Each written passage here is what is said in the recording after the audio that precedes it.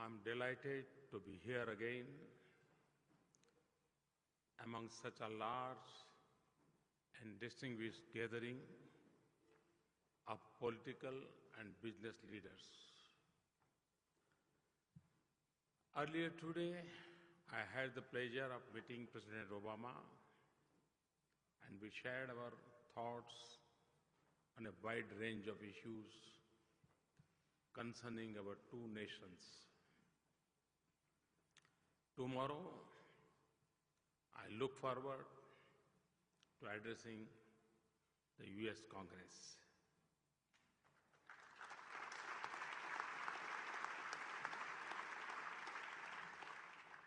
India's bilateral relationship with the United States is stronger than ever, and we both agreed that the future would be even brighter. I'm speaking to you at a time when the global economy continues to be weak. Several parts of the world are still facing very difficult conditions. This is a time when the world needs new engines of growth. From the point of view of the world's oldest democracy, obviously, it would be nice if the new engines are democratic engines.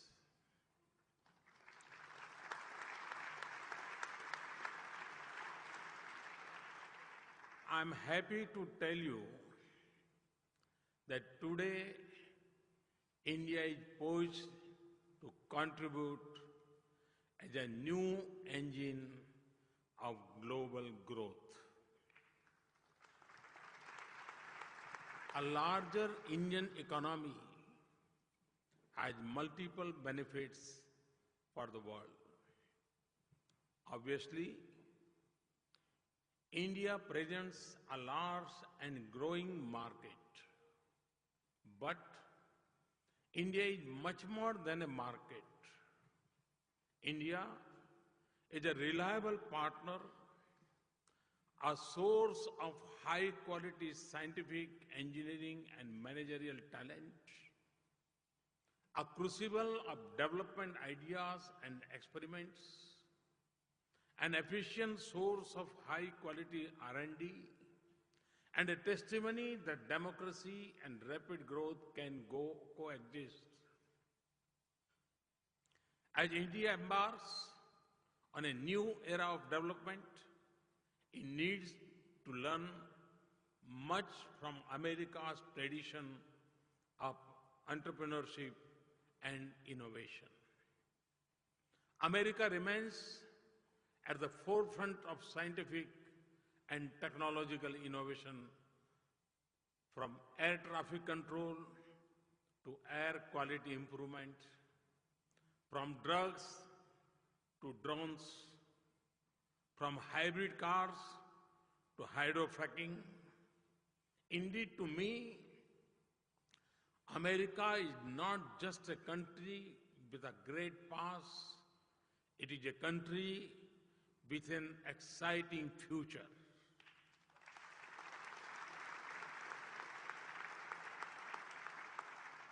I am therefore sure that ours will be a partnership which sees both nations benefit. A very unique feature of the Indo-American relationship is the critical role of the Indian-American community in the US economy. It is rare that immigrants from one nation who becomes immigrants in other enjoy such high respect and repute in both countries.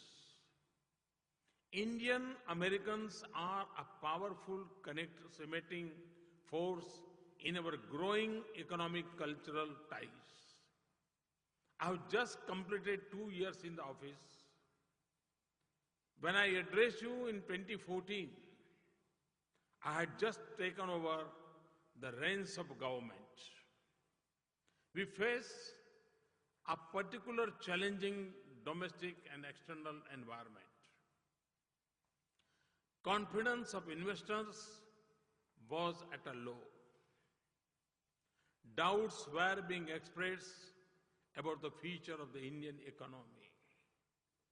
The business community was unhappy with the inertia and stagnation that had set in. There was frustration with archaic policies and red tape. In 2 years, we have managed to overcome the odds and register an impressive economic performance. I want to take this opportunity to describe to you the key elements of our policies. I've said several times that my aim is to reform, to transform. For me, reforms are those policies that transform the lives of ordinary citizens. In the last 2 years, we have taken a comprehensive package of reforms which go beyond more economic reforms. I can classify them into 4 types. First, macroeconomic policies to create a strong foundation. Second, policies to stimulate growth and employment through investment and trade and to increase efficiency and productivity. Third, policies to ensure that growth benefits to the poor and the weaker section of the society, including women and farmers. Fourth, a frontal attack on corruption. Let me start with my macroeconomy. Since we took office in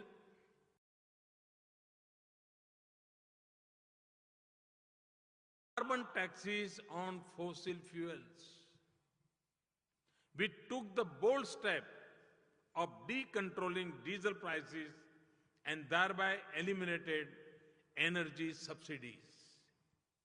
We then replaced them with taxes. A clean environment says per ton has been increased by 8 times. Globally, there is much talk of carbon taxes, but much of it is just that talk. We have actually acted. Secondly, we have reduced wasteful expenditure through innovative methods and use of technology.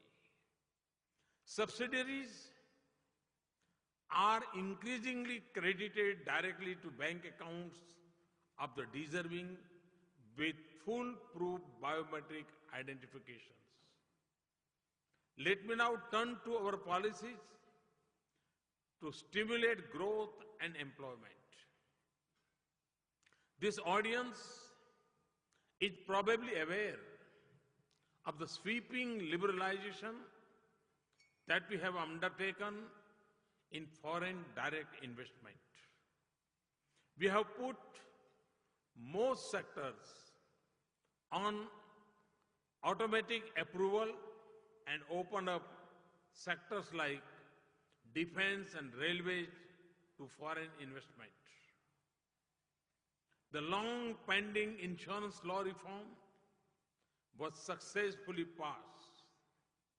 Several insurance companies, including American companies, have already enhanced their investment in the insurance sector. We have taken major steps to increase the ease of doing business and have already begun climbing steeply in the global ranking. We are encouraging foreign and domestic investors to set up high quality and efficient manufacturing facilities. We have greatly enhanced investment in roads, railways, ports, and waterways to improve logistics. We have made major process improvements in our ports to reduce the time taken for cargo to enter and exit. We admire the startup ecosystem in your country. We are making a beginning in replicating it. Our Startup India program has stimulated a new breed of innovators. In 2016, Capgemini has ranked Bengaluru as the 5th most preferred location for innovation centers. It was not even in the top 10 in 2015. For our economy to succeed, we need a strong banking system. We inherited a system where cronyism and corruption were believed to be rampant in banking decisions and appointments to public sector banks. I held the first ever retreat of a Prime Minister with bankers. We have set up a clear performance measures and accountability mechanisms. We are committed to ensuring adequate capital. Interference in banking decisions has ended. A new process for appointments has been put in place under a bank board bureau. Credible and capable bankers have been appointed to head banks. For the first time since banks were nationalized 47 years ago, private sector professionals have been appointed in key positions first time. I now turn to our policies to ensure that growth is inclusive. We have brought more than 200 million people into the banking system through the financial inclusion program called Pradhan Mantri Jan Dhan Yojana. This is more than the population of most countries in the world. Now, these millions are part of our banking system, and words like interest rate have a meaning for these poor people. These people have shown that there is a great strength at the bottom of the pyramid. Believe it or not, accounts opened under the Pradhan Mantri Jan Dhan Yojana today have a total balance of almost $6 billion. The Jan Dhan Yojana has also transformed the ability of the poor to make and to receive electronic payments. Every Jan Dhan account holder is eligible for debit cards. India's banks and post offices are also being encouraged to operate mobile ATMs. Mobile ATM is one where cash can be drawn and simple banking tasks done through a handheld device. We have provided a safety net through new social security schemes. We have introduced 3 non-subsidies but low-cost schemes covering accident insurance, life insurance, and pensions. Because of their massive coverage, the premia are low. There are now over 120 million subscribers. We have paid special attention to gender justice into empowering women. We have a new savings program to help pay for girls' education with a special high rate of interest.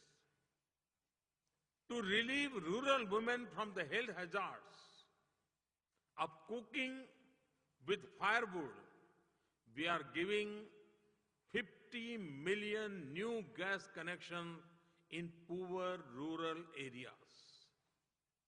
Under our new self-employment financing program called Mudra, Pradhan Mantri Mudra Yojana, over 70% of the beneficiaries are women.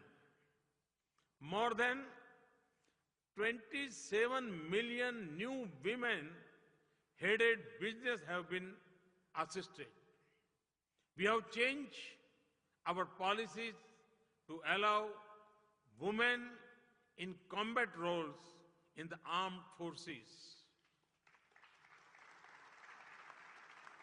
New rules are increasing the representation of women on corporate boards of directors.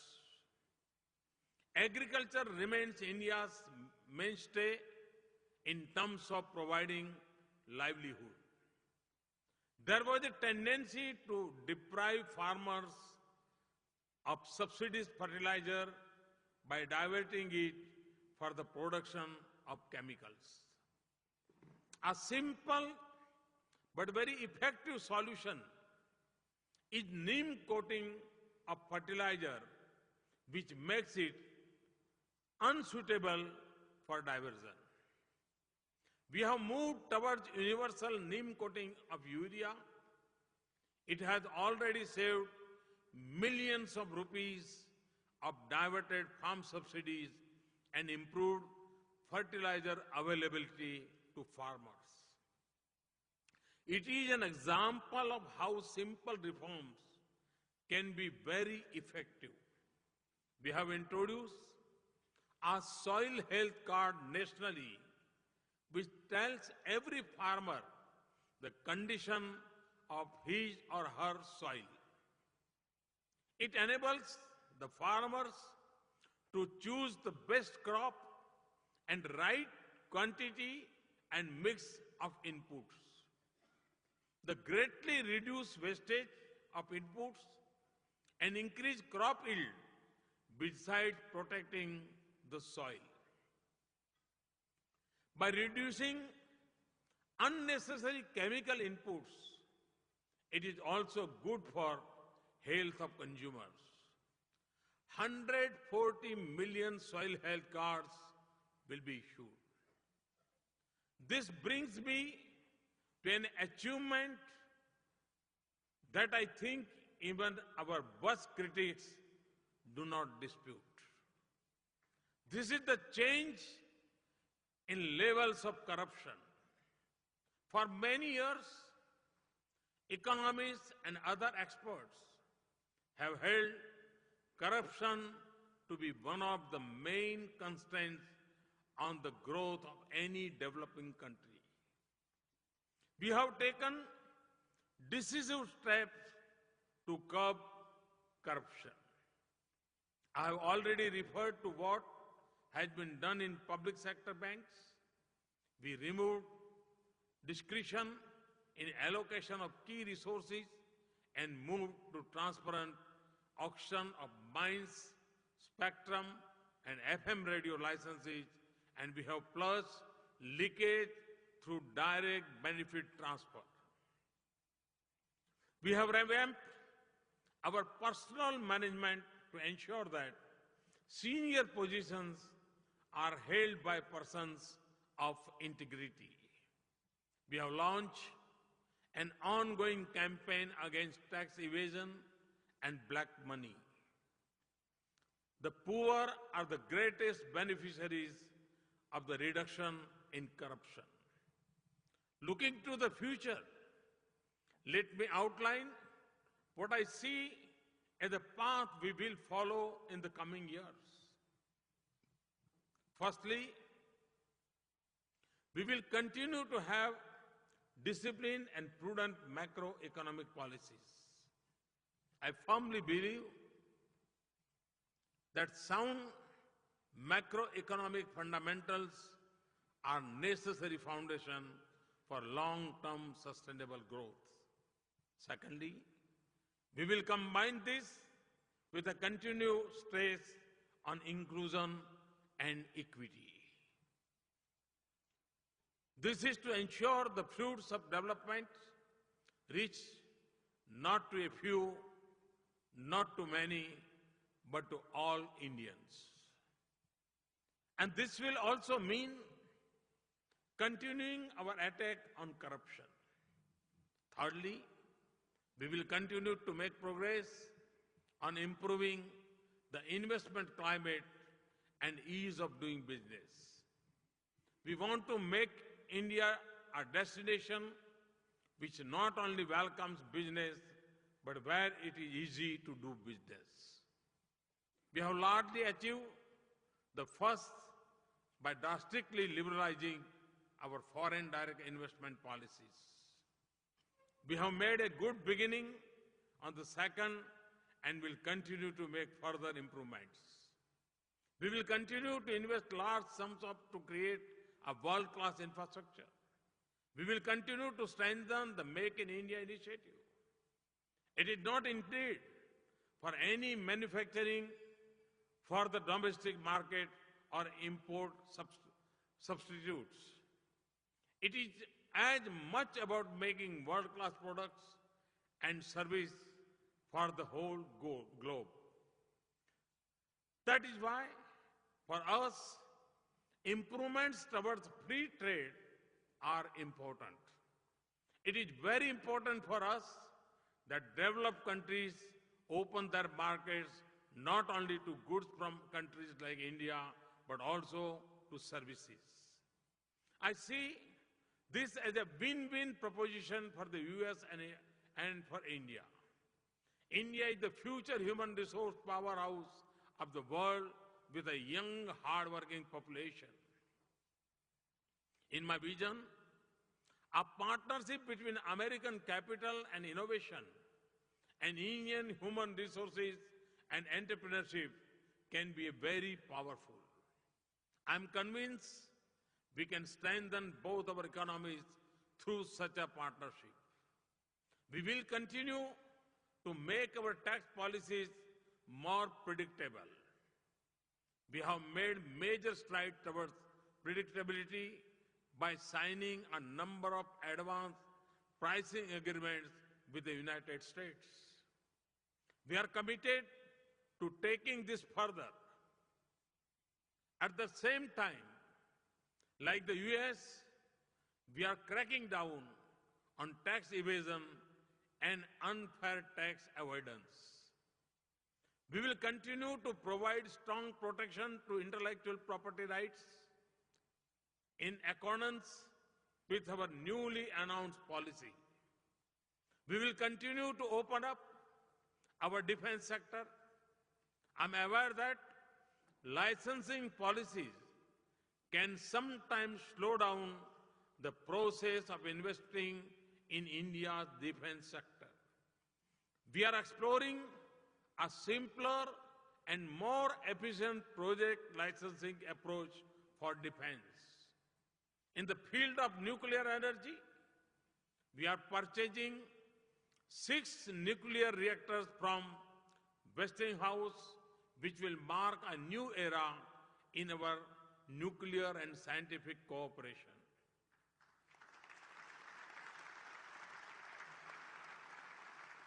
I was delighted when GE became one of the first companies to make a major investment in the newly liberalized railway sector.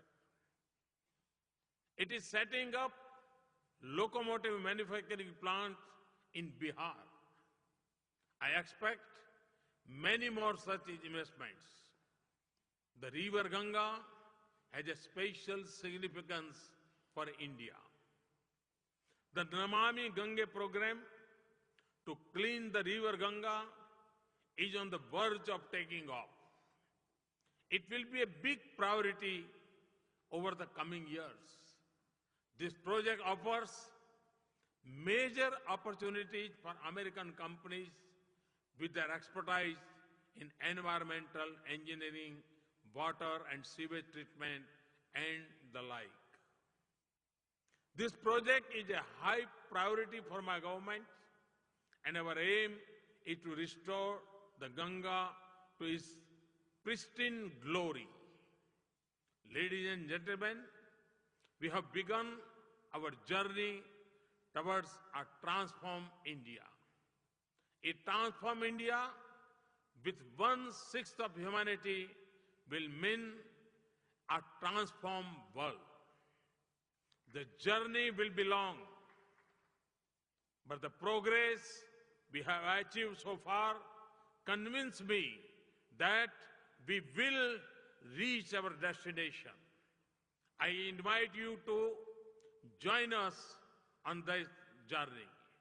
It is a journey which offers the exciting possibility of not only building a better balance sheet of your company, but of building a better India, building a better America, and building a better world. Thank you very much. Thank you. Thank you.